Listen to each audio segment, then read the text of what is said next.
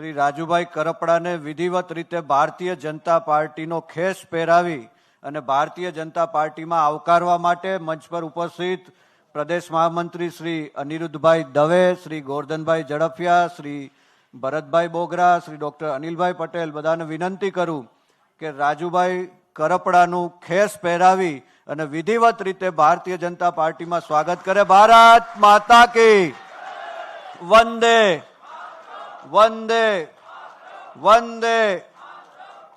રાજુભાઈ કરપડાની સાથે અહીંયા ખૂબ મોટી સંખ્યામાં સૌરાષ્ટ્રના ખેડૂત આગેવાન શ્રીઓ પણ ભારતીય જનતા પાર્ટીનો ભગવો ખેસ પહેરી રહ્યા છે। આ પ્રેસ વાર્તામાં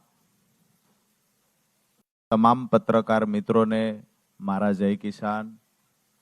ખાસ કરી અહીંયા મંચસ પર બિરાજમાન ભારતીય જનતા પાર્ટીના મહામંત્રી અનિરુદ્ધભાઈ દવે, સાથે જ માન્ય ગોરધનભાઈ ઝડફિયા, માન્ય ભારતીય જનતા પાર્ટીના અગ્રણી ભરતભાઈ બોગરા, પ્રદેશના મુખ્ય પ્રવક્તા ડોક્ટર અનિરુદ્ધભાઈ અનિલભાઈ પટેલ, સાથે જ પ્રદેશ મીડિયા ઇન્ચાર્જ પ્રશાંતભાઈ વાળા, પ્રદેશ ઉપાધ્યક્ષ જયસિંહભાઈ સોલંકી, જયસિંહભાઈ ચૌહાણ, સાથે જ પ્રદેશ ઉપાધ્યક્ષ રસિકભાઈ પ્રજાપતિ અને અહીંયા મોટી સંખ્યામાં જ્યારથી હું જાહેર જીવનમાં આવ્યો ત્યારથી લઈ અને આજ દિવસ સુધી મને ક્યારેય એકલો નથી પડવા દીધો, ખંભે હાથ મૂકીને સાથે ઊભા રહ્યા છે એવા મારા ખેડૂત ભાઈઓ અને વડીલો।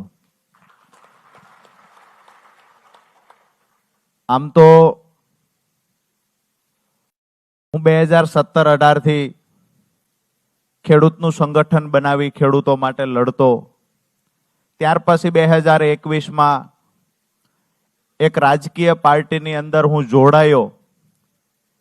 એક સ્વપ્ન લઈને નીકળ્યા હતા કે અમારા ખેડૂતને કેવી રીતે સુખી સમૃદ્ધ બનાવી શકાય, કેવી રીતે ખેડૂતને ગામડાઓની અંદર જ વસવાટ કરી રહે, ગામડાઓ ભાંગે નહીં, ગામડા તૂટે નહીં, ખેડૂતનું મજબૂત સંગઠન બનાવી નાના મોટા ખેડૂતના પ્રશ્ન હોય તો એને વાચા કેવી રીતે આપી શકાય, આ સપનું જોઈ અને એક ચોક્કસ પાર્ટીની અંદર 2021માં જોડાયા કે અમારા ખેડૂતનો અવાજ બુલંદ બનાવી શકાશે। પરંતુ ખેડૂતોના મુદ્દે જ્યારે પણ લડાઈ લડવાની થઈ છે તો મજબૂતાઈથી ખેડૂતોનો અવાજ બની સૌરાષ્ટ્રના તમામ ગામડાઓની અંદર, તમામ તાલુકાઓની અંદર જ્યારે જ્યારે પણ કુદરતી આફત આવી હોય, અતિવૃષ્ટિ, અનાવૃષ્ટિ, તો તમામ મુદ્દે અવાજો ઉઠાવ્યા। છેલ્લે જ્યારે હળદળવાળી ઘટના ઘટી, હું જેલમાં ગયો, ઘણા બધા વિચારો આવ્યો, ઘણું બધું મંથન કર્યું, ત્યારે એક વાત ચોક્કસથી સમજાણી કે ખરેખર જો ખેડૂતોનું હિત ઈચ્છીએ છીએ, ખેડૂતના ખેતર સુધી સિંચાઈનું પાણી પહોંચાડવું છે, ખેડૂતોને સમૃદ્ધિ તરફ લઈ જવા છે, તો સત્તા પક્ષની સામે રહી માત્ર આંદોલનો કરી, જિંદાબાદ મુર્દાબાદના નારાઓ બોલાવી અને સતત સરકારનો વિરોધ કરીને ખેડૂતનું હિત નહીં કરી શકાય। ચોક્કસથી આપણો ચહેરો ચમકાવી શકાય, સરકારની સામે, સત્તાની સામે રોજે રોજ આંદોલનો કરી આપણો ચહેરો ચમકાવી શકાય, પણ જે લોકોની પીડા છે એ પીડાને કાયમી ધોરણે નિરાકરણ લાવવું હોય તો નિર્ણય સત્તામાં રહેલી પાર્ટીએ કરવાનો હોય છે। અને સત્તામાં રહેલી પાર્ટીને જ્યારે સામે બાયો ચડાવી, સિંગડા માંડી અને રજૂઆત કરવી અને ખેડૂતોનું હિત કરવા પ્રયત્ન કરતા હોય એવું દેખાડવું, એના કરતા મને એવું લાગ્યું ખેડૂતોનું જો હિત જ કરવું છે, દરેક ખેતર સુધી સિંચાઈનું પાણી પહોંચાડવું છે, તો ભારતીય જનતા પાર્ટીની સરકાર છે ને એની સાથે જોડાઈને મારા ખેડૂતોને સમૃદ્ધિ તરફ લઈ જઈએ। આવનાર દિવસોની અંદર જે લોકો પણ આજે જે પાર્ટીમાં હું હતો, આજે દુઃખ સાથે કહેવું પડે છે કે મેં 5 વર્ષ મફતમાં હાથીપણું કર્યું, અમારા ખેડૂતોની ભાષામાં કહીએ તો બદલામાં જે મળ્યું છે એ પણ ગુજરાતના ખેડૂતોએ જોયું છે. મારી વાત તો એટલી છે કે હું કોઈ પાર્ટીના મેન્ડેટ પર ચૂંટાઈને મેં પાર્ટી છોડી દીધી હોય તો મારા પર આક્ષેપ થવો જોઈએ. મેં તો મફતમાં હાથીપણું કર્યું હતું, શું કામ મારા પર આક્ષેપ કરો છો? અમારા ખેડૂત સંગઠનને મજબૂત બનાવી આવનાર દિવસોમાં ખેડૂતોના જેટલા પણ પ્રશ્ન છે એને વાચા આપી અને આજ ભારતીય જનતા પાર્ટીની સરકાર પાસે ખેડૂતોના કામ થાય ને એ અપેક્ષા સાથે આજ ભારતીય જનતા પાર્ટીનો ખેસ ધારણ કર્યો છે. પોતાનો ચહેરો ચમકાવવા માટે કે પોતાના રાજકીય રોટલા શેકવા હોય તો વિપક્ષમાં રહીને ચમકાવી શકાય, ચહેરો રાજકીય રોટલા શેકી શકાય, સહાનુભૂતિનો લાભ મેળવી શકાય, રોજ નવી નવટંકી કરી શકાય. પણ રાજુ કરપડા માટે નવટંકી કે ચહેરો ચમકાવવો વિશેષ નહોતો. મારા માટે વિશેષ એ હતું કે મારા ખેડૂતોના પ્રશ્નનું નિરાકરણ કેમ આવે, કેમ કરીને અમારા ખેડૂતો ગામડામાં વસી રહે, કેમ કરીને ગામડાઓ ટકાવી શકાય. તો સરકારની સાથે મળી અને સરકારની જે સાચી અને સારી યોજનાઓ છે એને દરેક ખેડૂતના ખેતર સુધી પહોંચાડીએ, ખેડૂતને લાભ અપાવીએ અને આવનાર દિવસોના જે પ્રશ્ન ખેડૂતના હશે એ સરકારમાં રજૂઆત કરીને સરકાર થકી ખેડૂતોના પ્રશ્નોનું સોલ્યુશન લાવશું. આ સપના સાથે આજે ભારતીય જનતા પાર્ટીમાં જોડાયા છીએ. અહીંયા મારી સાથે જે પણ મિત્રો ઉપસ્થિત રહ્યા છે, ઘણા બધા મિત્રોએ ટેલિફોનિક રીતે પણ મને શુભકામનાઓ પાઠવી છે, સતત મને સાથે છીએ એ આશ્વાસન આપ્યું છે. એ તમામ મિત્રોનો, વડીલોનો અને ખાસ કરીને મારા વાલા ખેડૂતોનો આજે જેટલો પણ આભાર માનું એટલો ઓછો છે. જ્યારે હું સૌરાષ્ટ્રમાં ખેડૂત સંકલ્પ યાત્રા લઈને નીકળ્યો, મેં દરેક સ્ટેજ પરથી પૂછ્યું છે કે હું આ સ્ટેજથી નીચે ઉતરી અને કોઈ પાર્ટીનો ખેસ ધારણ કરું તો તમને વાંધો નથી ને? ખેડૂતોએ બે હાથ ઊંચા કરીને કીધું છે અમને ભરોસો છે રાજુ કરપડા જે પાર્ટીમાં જશે ને ત્યાં ખેડૂતોનું સારું થવાનું હશે. આટલા માટે આપ સૌનો હૃદયથી ફરી વખત આભાર માનું છું. અહીંયા મંચસ પર બિરાજમાન મહાનુભાવો જેને ઉમળકાભેર સ્વાગત કરી અને એક વડીલની ભૂમિકા અદા કરી, ખંભે હાથ મૂકીને કહ્યું છે કે જે લડાઈ હશે એ લડાઈમાં બધા સાથે મળીને લડશું ને ખેડૂતોનું ભલું કરશું. આપ સૌનો ખૂબ ખૂબ ખૂબ ખૂબ આભાર.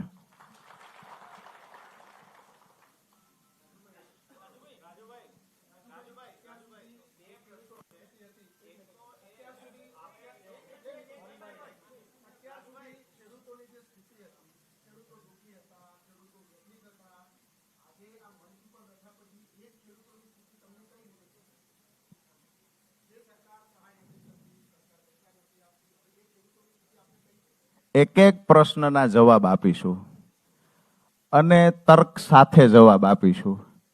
આપે જે વાત કરી કે ખેડૂતોની સ્થિતિ, તો ખેડૂતોની સ્થિતિ 100% સારી થઈ ગઈ છે આવું બિલકુલ નથી.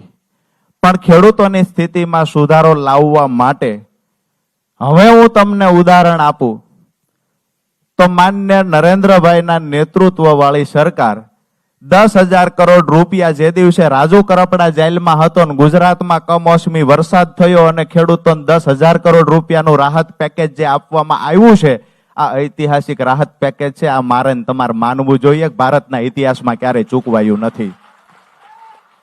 અન્ય પાર્ટીઓની સરકાર જ્યાં પણ છે ત્યાંથી કોઈને આંકડાઓ જોતા હશે તો આવનાર સમયમાં આંકડાઓ પણ આપશું.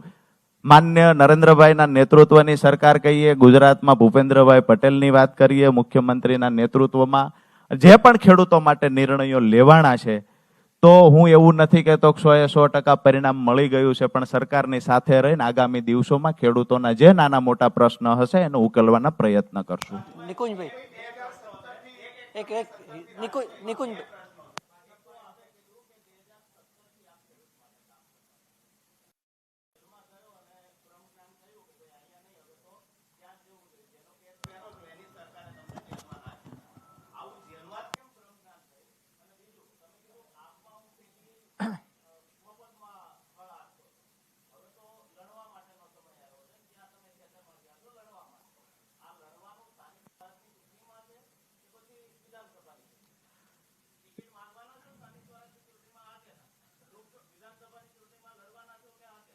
હજુ એક પ્રશ્ન હોય તો એડ કરી દો.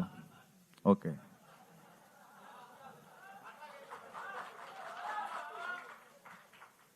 વાત જે કરી ટિકિટ માંગવાના છો કે કેમ, હું તો જે દિવસે જાહેર જીવનમાં આવ્યો ત્યારથી ટિકિટ વાળી લાઈનમાં હતો જ નહીં.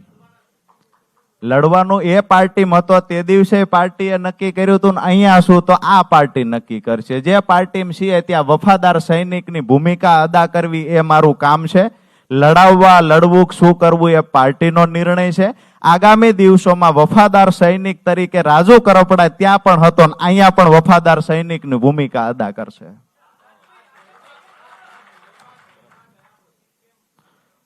ખાસ કરીને જ્યારે હળદરની ઘટના પછી હું જેલમાં ગયો તો મને ઘણું બધું સમજાણું કે આંદોલનો જે કરવાથી નાના મોટા ઘર્ષણ થાય છે, આંદોલન કરવાથી પોલીસ સાથેનું ઘર્ષણ થાય છે, ક્યાંક આવેશમાં આવીને એવું પણ કામ થાય છે જેના કારણે હાથમાં કાયદો લેવાઈ જાય છે. આ જુસ્સા અને જનૂનના કારણે આપણો જે મુદ્દો છે મુદ્દો રસ્તામાં ભટકી પડે છે. અને જેલમાં ગયા પછી સમજાણું એ વાત તો ઠીક છે, એની સાથે બીજી વાત પણ સમજાણી કે જેની જવાબદારી થકી આ આખી લડાઈ લડ્યા હતા એ જવાબદાર લોકો આજે એની જવાબદારી ભૂલી ગયા છે અને એ લોકોના કારણે અમારા ખેડૂત રાજુ કરપડાની સાથે હેરાન થાય છે. તો મને લાગ્યું ખરેખર આ પાર્ટીનું પ્લેટફોર્મ ખોટું છે. એ પાર્ટી છોડી અને સરકાર જેની છે ભારતીય જનતા પાર્ટીની ત્યાં જવું જોઈએ અને સરકારમાંથી ખેડૂતોના હિતમાં નિર્ણય લેવાય એ કામ કરવું જોઈએ. એક ઉદાહરણ તમને મેં આપ્યું, જેલમાં ગયા પછી 10,000 કરોડ રૂપિયાનું પેકેજ ચૂકવાયું. બીજી વાત એ પણ કરું કે જે કડદા પ્રથાની સામે અમે લડતા હતા એ લડાઈનું પરિણામ આ ભારતીય જનતા પાર્ટીની સરકારમાં જ આવ્યું છે કે આખા ગુજરાતમાંથી કડદા પ્રથા નાબૂદ કરી દેવામાં આવી છે.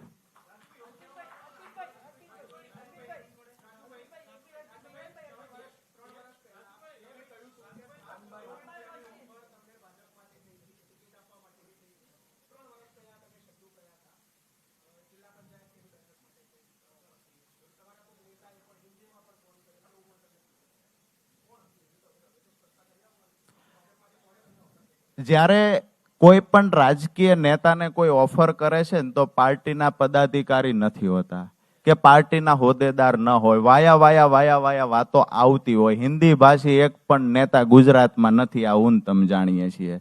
જેને ફોન કર્યો એ ખરેખર ભારતીય જનતા પાર્ટીના હતા કે કેમ આ પણ મને તમને ખબર નથી. એટલે વાતો કરનારા લોકો વાતો કરશે. જે સમય ત્યારે પણ જે લોકોએ વાતો કરી હતી એ જેને પણ પ્રશ્ન કર્યો છે, વાત કરી છે, એ 3 વર્ષ પહેલા વાતો કરી હતી. મુદ્દાની વાત એ છે કે એ વખતે વિધાનસભાની ચૂંટણી હું લડતો હતો અને એ સમયે નાના મોટા કોઈ પણ રાજકીય પાર્ટીના બહાના હેઠળ કોઈ વ્યક્તિઓ ફોન કરતા હોય છે. પૂરો.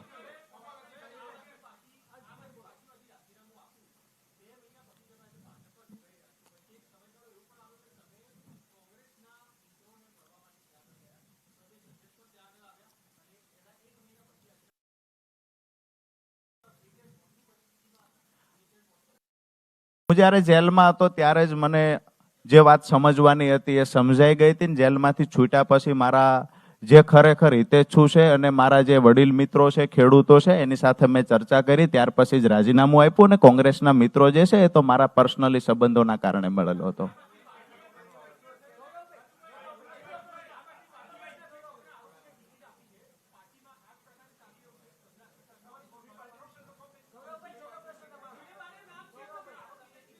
જૂની પાર્ટીનું છેલ્લા 2 દિવસથી ઓડિયો ને વિડીયો થી આખા ગુજરાતે જોઈ લીધું ખરેખર શું વાસ્તવિકતા છે. હવે મને નથી લાગતું કે નામ લેવું પડે.